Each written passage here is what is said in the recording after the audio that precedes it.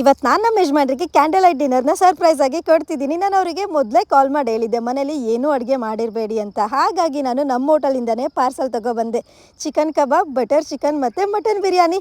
ಈ ಮಟನ್ ಬಿರಿಯಾನಿಲಿ ಜಾಸ್ತಿ ಗೋಡಂಬಿನೇ ಕಾಣಿಸ್ತಾ ಇತ್ತು. ಇಬ್ಬರು ಕೆಲಸದಿಂದ ಸುಸ್ತಾಗಿ ಬಂದಿದ್ವಿ. ಮನೆಗೆ ಬಂದು ಅಡುಗೆ ಮಾಡ್ಕೊಳ್ಳೋದು ತುಂಬಾ ಲೇಟ್ ಆಗುತ್ತೆ ಅಂತ ಪಾರ್ಸಲ್ ತೊಗೊಬಂದಿದ್ದು. ಹಾಗೆ ಇವ್ರನ್ನ ಮನೆಯಿಂದ ಆಚೆ ಕಳಿಸ್ತಾ ಇದ್ದೀನಿ. ಸರ್ಪ್ರೈಸ್ನ ರೆಡಿ ಮಾಡಬೇಕಲ್ವಾ, ಹಾಗಾಗಿ ಇವರಿಗೆ ಯಾವುದೇ ಥರದ ಕ್ಲೂ ಇಲ್ಲ ನಾನು ಯಾವ ಥರ ಸೆಟಪ್ ಮಾಡ್ತಾ ಇದ್ದೀನಿ ಅಂತ.